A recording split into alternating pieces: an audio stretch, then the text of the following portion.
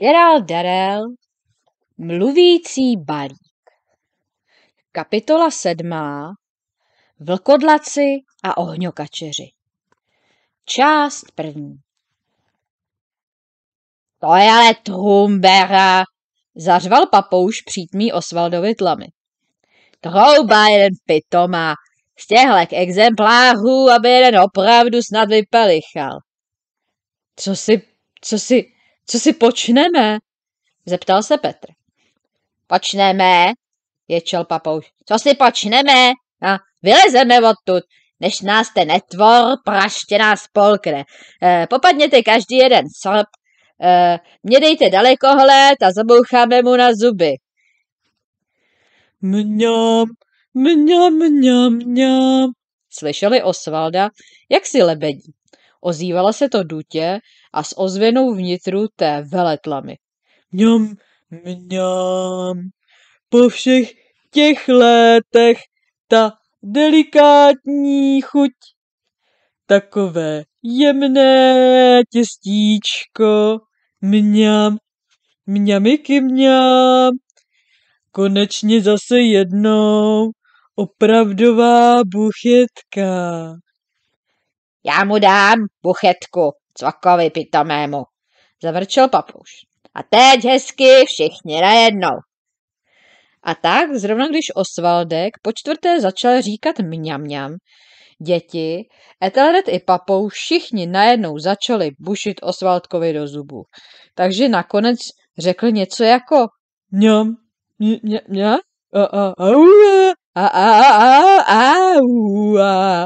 a bez dlouhých okolků loďku i se jím obsahem zase vyplivl. Pak k ní přiblížil hlavu a zůstal na ní civět. No, tohle, žasl.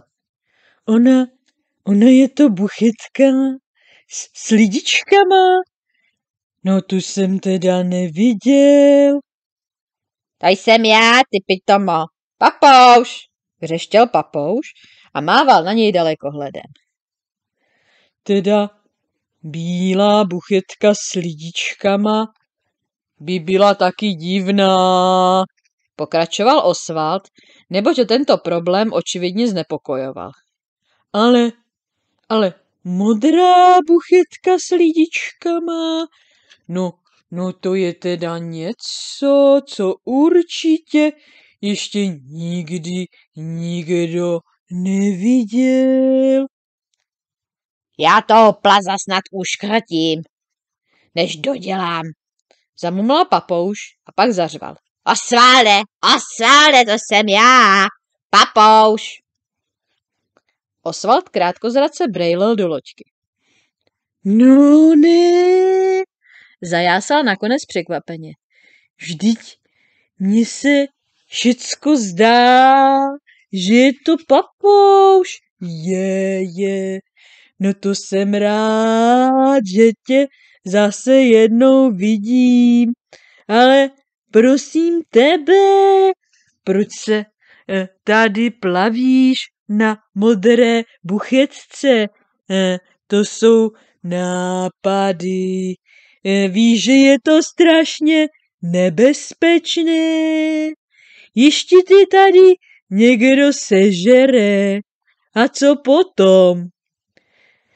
Když už se musíš plavit po světě, tak si na to pořiď pořádnou galeonu nebo něco takového. Tohle není žádná buchetka, to je pramlička, křičel papouš. Ramlička? Podivil se Osvald. Bane, kde pak, kamaráde? Hrozně nerad ti odmlouvám, víš, ale já jednou ramlici viděl. A ta teda takhle nevypadala. Kromě toho taky ramlice neplavou a nejsou modré, no kde pak. Dej na moje slova, je to buchetka. Taková ta modrá, marcipánová, no jako je dělají v Bulharsku. Já s tebou nemůžu mluvit, když nemáš trumpetu v uchu, křičel papouš. Nechci kvůli tobě ztratit hlas. Ba ne, zavrtěl Osvaldek hlavou. Kompas to taky není. Tedy prosím, můžu se mýlit. Možná, že by to mohl být modrý koláček, ovšem pochybuju. Koláček by byl spíš dokulatá. Jakou to má cenu mít největší uši v mytologii, když na ně neslyší? Zoufale si povzdechl papouš. Máchl křídly, vznesl se a usadil se Osvaldovi na uchu. Kde máš tu svou zatracenou trumpetu? Zaječel. Potěšeně pokýval Osvaldek. Já jsem si to hned myslel, že je to tak. Jsem moc rád, že se mnou souhlasíš, milý papoušku. Ramlice je něco úplně jiného, má dlouhá ušiska a ocásek a vůbec. Trumpetu do ucha, trumpetu, trumpetu, trumpetu. Já nevím, že si tady musíš na mě takhle otvírat zobák, děl Osvald dotčeně. Slyším tě úplně dokonale. Vůbec nemusíš řvát a vřískat. Trumpetu do ucha, křičeli děti unisono. Jo, vy byste se na ní chtěli podívat, zaradoval se Osvaldek. Tak vteřinku, mám ji náhodou zrovna s sebou. Nejmodernější model. Tedy samozřejmě ne, že bych ji snad potřeboval. Slyším naprosto dokonale. Ale je to dobrý pocit mít jí po ruce. A kromě toho jsem zjistil, že když se do ní naleje cukrová poleva, krásně se s ní zdobí dorty. Chvíli šátral ve vlnobytí a pak se vynořila jedna šupinotá velepracka a třímala obrovité jantorové naslouchadlo vykládané stříbrem. Zarazil si troubu do ucha a rozzářil se na ně. Tak, jak to vypadá? Dotázal se. Řekl bych, že je to docela pikantní, ne? Krása, křičeli děti. Pravil Osvald, sklonil hlavu a přiblížil se trychtýřem k loďce. Krása, zakřičeli děti ještě jednou. Osvald se narovnal, vytáhl trumpetu z ucha a podíval se do ní. Momentek, pravil dětem, menší technická závada. Vecpal do trumpety dlouhatánský dráp a chvilku jim uvnitř točil a škrábal. Potom trumpetu obrátil a vysypal z ní značné množství stuhlé cukrové polevy. Tak, děl potěšeně, občas se mi trošinku ucpe. Strčil si ji zase do ucha. Papouš vylétl a usadil se na ní. Teď už mě slyšíš? Zeptal se Osvalda. Dokonale, překvapil je Osvald. Ale vždyť já jsem tě slyšel i předtím. Ty nesmysly o nějaké ramlici. Tak pozorně poslouchej, pokračoval papouš. Potřebujeme se naprosto bezpodmínečně dostat co nejrychleji na Vlkodlačí ostrov. Vlkodlačí ostrov, opáčil Osvald. To mi teda řekni, co vás tam pro pána krále táhne. Hnusná země, hnusný lidi. Nedávno jsem si tam zajel, že se budu trochu opalovat. A ti vlkodlaci po mně házeli šutry. Hnusní, vulgární živlové. Proč se tam potřebujeme dostat? To je dlouhá historie. A teď není čas, abychom ti to všechno líčili. Honem vykládal papouš. Ale musíme se tam dostat, než vyjde měsíc. Tak co? Můžeš nás vzít do vleku? Ale aby ne. Levou zadní, ochotně přikyvoval Osvaldek. Předpokládám, že v té vaší buchetce máte lano, ne? Tak mi ho přehoďte kolem krku a jedem. A tak uvázali Osvaldovi kolem krku provaz a vyrazili. Osvaldek byl hned celý hr, aby jim co nejvíc pomohl. A tak vyplul příliš rychle a loďka sebou házela na vlnách tak, že je to skoro převrhlo.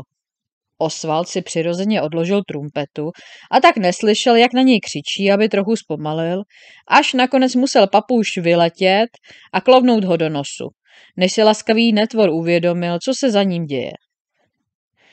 Pak ale rychlost patřičně uspůsobil a už uháněli i s loďkou po vlnkách, jen to fičelo.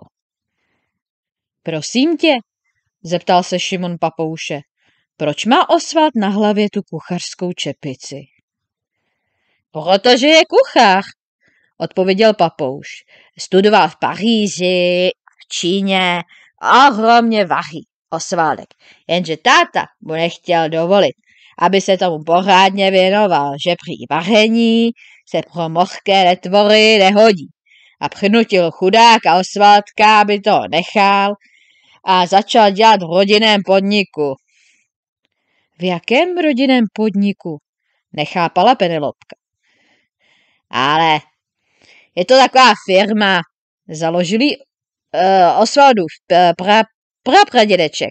Jmenuje se Akciová společnost s zrušením omezeným.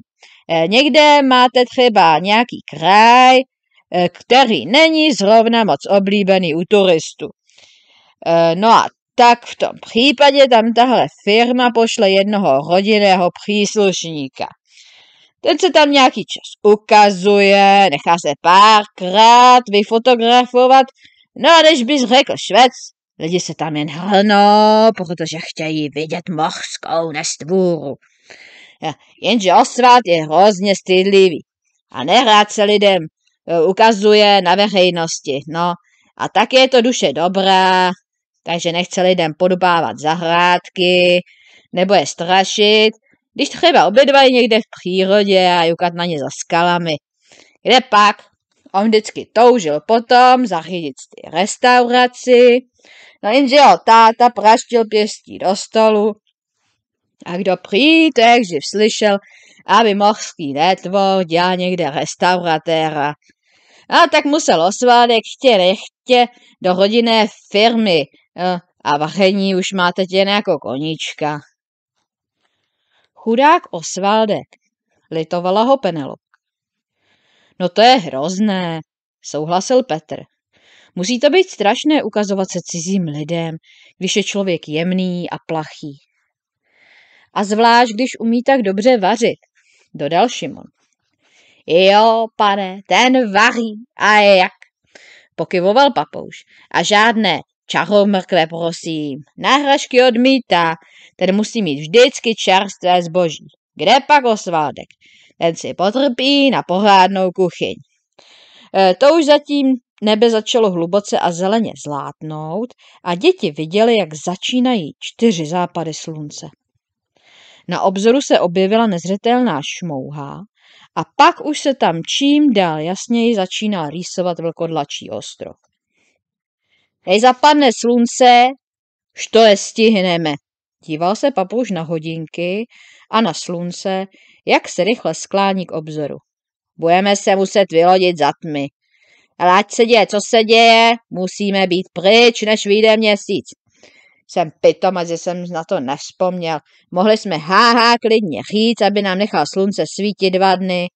A bylo to, jenomže tyhle věci jednou vždycky a padnou, když už je pozdě. Čím více k ostrovu blížili, tím vypadal nevlídnější a nehostinnější. Samé hranaté skály a pichlavé křoví. Temně vypadal a hrůzostrašně. Penelopka se otřásla, když si vzpomněla, co tam na něm žije. Přistaneme na jižním cípu ostrova. Osvaldovi už jsem to řekl, oznamoval papouš.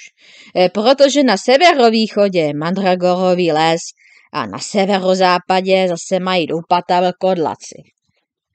Jestli se nám podaří projít Mandragorami a nezbudit a jestli nás nevyčenichají vlkodlaci, měli bychom mít plné pytle routy a být pryč na to tata. A co bludičky? Zeptal se Petr. A co pak ty jen tak trochu zlobí a škádlí. Nedá se jim věřit. Mával papouš nožičkou. Když se přiblížili k ostrovu, Osvald zpomalil a teď zamířil do malé zátoky. Tam lodičku vytáhli na břeh. Červený a černý písek v záři zapadajícího slunce zlovněsně blízkal. Tak nezapomeň, připomínal papouš Penelopce. Zůstaneš tady s Ethelredem a Osvaldem a jakmile by se objevilo sebe menší nebezpečí, okamžitě skočíte do loďky a vyplujete. A co bude s vámi? Bránila se Penelopka. S námi si hlavu nedělej, odbylý papouš sebejistě. Nám se nic nestane. Tak ahoj, Penelopko, šeptal Petr. Nezapomeň, jak se objeví něco nebezpečného, okamžitě vypálit. Ano, připojil se Šimon, jen nic neriskuj. Tak ahoj, loučila se Penelopka. A dejte taky na sebe pozor. Petr a Šimon vzali pytle a srpy a ponořili se s papoušem co nejtišeji do keřů kousek od břehu. Penelopka se usadila na písku, Ethelred si sedl vedle ní a Osvald zůstal ležet u břehu v mělké vodě. Jen se nebojte, slečinko, utěšoval ji Ethelred. Prosím vás, vždyť oni prolítnou tím děsným mandragorovým lesejčkem, jako když nic a už budou v routovém póli. Osvald pozorně poslouchal s trumpetou v uchu. Povězte mi, vyzvídal, na co tu routu vlastně potřebujou? No přeci pro lasičky, ne, aby se toho nažrali, řekl Ethelred. No, pro lasičky, aby se toho nažrali, no, ovšem, jsem to ale trouba, že mě to hned nenapadlo. Divil se Osvald. A proč? Že jo, ty teda fakt nemáš o ničem ani páru, co? Žasl Ethelred. O baziliškách nevíš a nic? Co?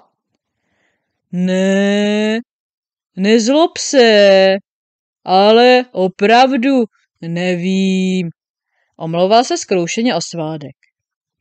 Byl jsem totiž na služební cestě, víš, a zrovna jsem se vrátil. A tak si taky trochu ukrátili dlouhou chvíli. Vylíčili mu Ethelred s Penelopkou, jak se to má z bazilišky a jaká dobrodružství už zažili. Hovada jedna troufala, rozhořčil se Osvald, když mu všecko pěkně vypověděli. A tohle provedou starému háha, nejhodnějšímu člověku, jaký kdy žil. Člověku, který mě, prosím, dal recept na můj nejlepší malinový koláč. Ještěže má vás, abyste mu pomohli. Takže jistě chápete, dodala ještě Penelopka, že když se nám podaří získat tu routu, Všechno se vyřeší. No jistě, teď už chápu, jak je to důležité, pokyvoval Osvald. Je to, abych tak řekl, ta poslední špetička pepře, ten náprsteček soli, ten skroječek cibulky, nebo pouhý, nepatrňoučký, mrňavoučký, malilinkatý ždibínek bylinky.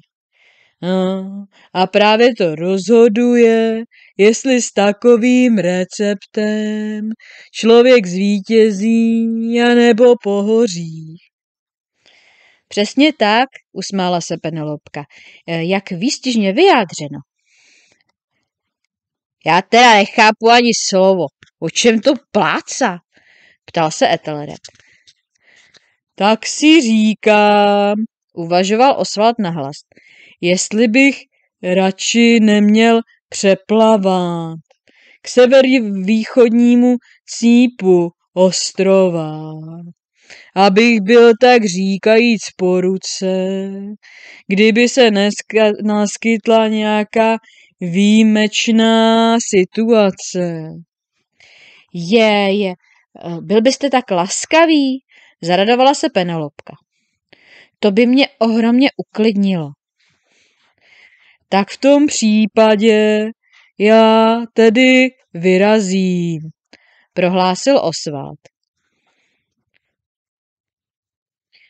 Plul do zálivu, ponořil se pod hladinu a ztratil se v blesku rychle a neslyšně jako mřenka. Penelopka a Ethelred seděli tichonce na písku u loďky celé hodiny, nebo jim to tak alespoň připadalo. To je škoda, že musíme mlčet, slečinko, zašeptal konečně Ethelred. Já bych vám až třeba zaspíval. My ropušáci jsme totiž proslulí, jaký máme extra prima hlas. Víte, a těch krásných písniček, co znám, čestný slovo. Jsi ohromně hodný, šeptala Penelopka. To by se mi moc líbilo, ale co se dá dělat? A nebo kdybych si bejvala vzal svou kouzelnickou vejbavu, tak se vám mohl předvíst nějaký ty hezký kousky, pokračoval. Já jsem totiž býval kouzelník, než jsem se dal na tu špionáž, víte? Já třeba dokážu z cylindru vytáhnout mloka, že každý zůstane jenom čumět. To ti ráda věří, ujistila ho Penelopka. A pak seděli zase potichu a Penelopka si představovala, jaké příšerné věci se možná zrovna dějí s Petrem, Šimonem a s Papoušem. Já vám něco povím, slečinko, špitl Ethelred za chvíli. Vidíte tamhle ten kopeček na konci té zátoky? Tak na ten, kdybych třeba jako vylez, tak bych uviděl řádný kus ostrova. A taky bych řekl, že bych je jistě uviděl, ne? K se vrací s těma pytlema, routy, co? Tak co mám tam skočit, slečinko? Tak dobře, souhlasila Penelopka. Myslím, že to nemůže uškodit a já, abych tady snad radši zůstala a hlídala loďku. Tak jo, slečinko, jsem tu zpátky, co by rub, zašeptal Ethelred a obhopkal. Bez Ethelreda se zdála noc dvakrát tak temná a pustá. A Penelopka už si začala říkat, že ho neměla nikam pouštět. Když tu se staly dvě věci. A Penelopku ještě více zamrzelo, že tu Ethelred nezůstal s ní. Nejdřív se nad samým lemem zpívajícího moře objevil první nepatrný okraj měsíce, jako zahnutý klenutý krajíček stříbra. Rychle stoupal a za chvilku za dvě už se celý vyhoupl z moře a zaplavil všecko stříbrným světlem. Jakmile se měsíc znesl na oblohu, uslyšela Penelopka, jak se po ostrově začíná rozléhat a znovu ozvenou vracet táhlé vytí, nad ním stydla krev v těle. Postupně vytí odumřelo a znovu se rozhostilo ticho. To však teď Penelopce připadalo ještě hrůzostrašnější, protože věděla, že vlkodlaci se zbudili a slídí po ostrově. Právě přemýšlela, nemá-li jít hledat Ethelreda, když uslyšela další zvuk. Zpočátku to znělo jakési velice slabonké povzdechnutí, tichonké a vzdálené. Pak se však přiblížilo a už se dala rozeznat i slova. Pomoc! Sténal hlásek, slaboučký a měkoučký jako píří. Pomozte mi, prosím, prosím, prosím. Penelopka vyskočila a rychle přeběhla k okraji keřů, odkud se hlas ozýval. Zpočátku v temnotě neviděla nic, ale pak si najednou povšimla světla, podivného, duhově zabarveného světla, které jakoby se převalovalo či táhlo křovím ke břehu. Pomožte, prosím, pomozte mi, prosím, ozýval se slaboučký a ubohoučký hlásek. A Penelopce se zdálo, že přichází rovnou z toho podivného světla, které se k ní po zemi blíží. Vůbec jí nenapadlo, jak je to nebezpečné, a rovnou se za tím podivným světlem rozběhla křoví. Když se k němu přiblížila, uviděla, jak je veliké asi jako tenisový míček a vypadá, jako by bylo složené jen z mnohobarevných plamínků svíček. A když se podívala blíž, zjistila, že je to malinký, kulatý a tlustěučký ptáček se zobáčkem placatým jako kachna a místo peří, že snad má samé barevné plamínky. Plamínky šlehaly a plápolaly sem a tam, takže nebylo skoro vidět, jak zvířátko vypadá, ale jedna věc byla naprosto zřejmá, a to, že je mu velice zle. Penelopka k němu přiskočila a sklonila se nad ním, že ho vezme do dlaní. Ale tvoreček se převalil na záda a otlačil jí ruce dvěma slabonkýma nemohoucíma nožičkama jako čermáček. Nedotýkej se mě, sípal skoro neslyšně.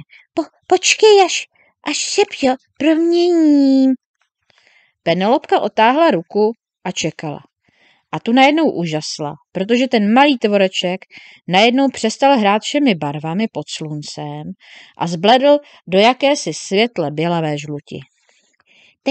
Teď už jsem studená, řekl slaboučkým hlasem. Už mě můžete žvednout. Penelopka se předklonila a vzala to podivné stvořeníčko do ruky. Bylo lehonké jako chmýří a jemňounce tepalo, jako by měla v ruce ptáčka. Obrátila se a vracela se na břeh. Když došla k loďce, sedla si do písku a položila si to divné stvoření na klín. Pohodlně se opřelo a ulehčeně vzdechlo. Vy musíte být Penelopa, pravilo. Škyt. Ano, přisvědčila Penelopka. Jsem to já, ale jak to víš a kdo vlastně jsi? Já jsem Ohňokačenka, oddychovalo maličké stvoření. Vlastně, škyt, ne tak docela. Vlastně jsem teprve ohňokachňátko. Vylíhala jsem se teprve před týdnem. Škyt, jmenuju se Fenela. A co se ti vlastně stalo? Zeptala se Penelopka. Musím vám to povědět rychle, popadala Fenelopka dech. Nesmíme, škyt, ztrácet čas. Včera jsem byla venku trénovat lítání, škyt, a zrovna když zapadalo, slunce a náhodou jsem přistála v křoví. Teda ono mi to moc nejde, totiž ještě víte, škyt, a tak mě to omráčilo, že jsem docista omdlela. A když jsem se zpamatovala, tak vidím kousek od toho keře, co jsem škyt, do něj spadla, že škyt, skupinka bludiček, že kujou pikle, víte. Co je to škyt? Za škyt, z piklence tyhle bludičky, šky. A tohle byly teda opravdu odporné pikle. Povídali si, že po ostrově jdou dva lidi a pan papouš, škyt, a že na břehu nechali nějakého Ethelreda a nějakou Penelopu. To bude to asi vy, ne? A aby hlídali loďku. říkali, že povědí vlkodlákům, kde je pan Papouš a s těmi dvěma, kde zrovna je, s těmi kluky. Až budou všichni pohromadě, že probudí mandragory. Škyt je. Tohle, že říkali, rozhořčila se Penelopka.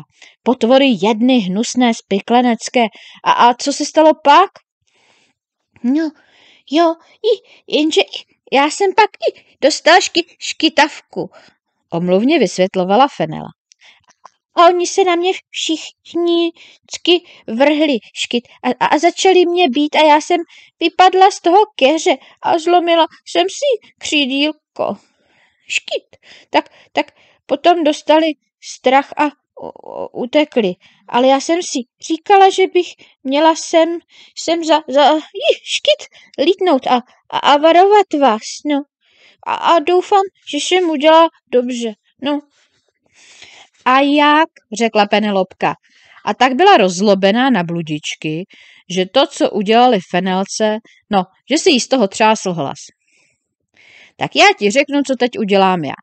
Uložím tě na lodičce do bezpečí a ty tady počkáš, až přijde Ropuša, jmenuje se Ethelred. Až přijde, povíš mu, co si pověděla mě. A taky mu řekneš, že jsem šla varovat pana Papouše. Budeš si to všechno pamatovat? Ale jistě, přisvědčila rychle Fenelka. Paměť já mám škyt moc dobrou, jen to lítání mi moc nejde. A až se vrátím, tak ti spravím křídílko, dodala Penelopka.